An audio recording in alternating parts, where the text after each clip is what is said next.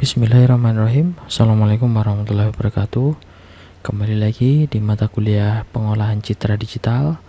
Kali ini pada pertemuan sekian kita akan membahas pemfilteran citra, di mana pemfilteran citra itu terdiri dari sharpening, blurring, dan noise reduction.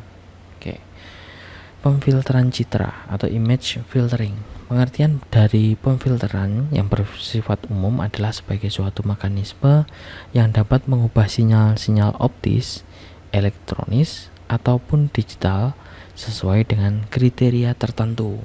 Jadi sinyal-sinyal yang ada dalam digitalisasi citra itu akan dirubah atau dirubah oleh suatu fasilitas atau fitur, di mana fitur tersebut merupakan image filtering. Seperti itu. Pemfilteran merupakan cara untuk ekstraksi bagian tertentu dari suatu himpunan data dengan menghilangkan bagian-bagian data yang tidak diinginkan. Seperti itu. Jadi kalau ketika pemfilteran itu otomatis ada bagian-bagian data yang tidak diinginkan, maka akan dihilangkan oleh filter tertentu. Oke, selanjutnya pada pengolahan citra digital, filter digunakan untuk yang pertama menekan frekuensi tinggi pada citra. Jadi ketika ada frekuensi tinggi yang terdapat pada suatu citra ditekan oleh filtering yang fungsinya untuk menghamper-halus citra tersebut dan akhirnya jadi tampak smooth atau lebih halus. Kemudian yang kedua adalah menekan frekuensi rendah seperti memperjelas atau mendeteksi tepi pada citra. Nah, ini fungsi dari sharpening tadi. Kalau blurring itu memperlembut atau membuat smooth. Kemudian kalau sharp itu memperjelas atau mendeteksi tepi pada citra. Tujuan dari semuanya itu adalah membuat citra menjadi tampak lebih baik atau tampak lebih jelas ketika untuk digunakan sebagai analisis. Disebut juga penyaringan citra atau penapisan citra. Istilah filter sebenarnya mengacu pada proses domain frekuensi, yaitu meloloskan atau menerima komponen frekuensi tertentu dan menghilangkan atau menolak frekuensi yang lain. Sebagai contoh, filter lolos rendah atau low pass filter berarti meloloskan komponen frekuensi yang rendah.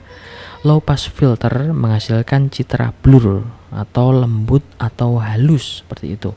Biasanya disebut juga sebagai mask atau kernel atau window, berupa komponen piksel yang berukuran kecil, yaitu 2x2 atau 3x3 atau 5x5 yang paling besar, dan seterusnya, tergantung kebutuhan yang digunakan ketika untuk menggunakan filter low pass filter tersebut. Istilah domain spasial pada dasarnya merujuk pada bidang citra itu sendiri. Nah, domain spasial, pemfilteran domain spasial adalah proses manipulasi kumpulan piksel dari sebuah citra untuk menghasilkan citra yang baru. Jadi ketika fungsinya dari domain spasial ini, ketika suatu citra kemudian difilter atau disaring, itu dia akan menjadi citra yang baru, seperti itu. Pemfilteran domain spasial merupakan salah satu alat yang digunakan dalam banyak bidang untuk berbagai aplikasi, khususnya bagian ini untuk peningkatan kualitas citra dan perbaikan citra. Pada saat proses capture, itu mesti ada sesuatu kesalahan atau mungkin sesuatu yang tidak sempurna. Maka ketika tidak sempurnanya itu bisa dinamakan yaitu noise. Atau munculnya bintik-bintik yang bisa jadi disebabkan oleh proses capture yang tidak sempurna. Setiap gangguan pada citra dinamakan dengan noise. Noise pada citra tidak hanya terjadi karena ketidaksempurnaan dalam proses capture, tetapi bisa juga disebabkan oleh kotoran-kotoran yang terjadi pada citra tersebut. Oke. Jadi bukan hanya tidak sempurnanya capture, tapi juga berupa kotoran-kotoran yang menempel pada citra tersebut. Noise muncul biasanya sebagai akibat dari pembelokan yang tidak baik. Gangguan tersebut umumnya berupa variasi intensitas suatu piksel yang tidak berkorelasi dengan piksel-piksel tetangganya atau di samping-sampingnya. Secara visual, gangguan ini mudah dilihat oleh mata karena tampak berbeda dengan piksel tetangganya. Piksel yang mengalami gangguan umumnya memiliki frekuensi yang tinggi. Komponen citra yang berfrekuensi rendah umumnya mempunyai nilai piksel konstan atau berubah yang sangat lambat. Ada beberapa jenis noise yang kemungkinan ini saya jelaskan, yaitu tiga jenis noise. Yang pertama adalah Gaussian noise, merupakan model noise yang mengikuti distribusi normal standar dengan rata-rata 0 dan standar deviasi 1.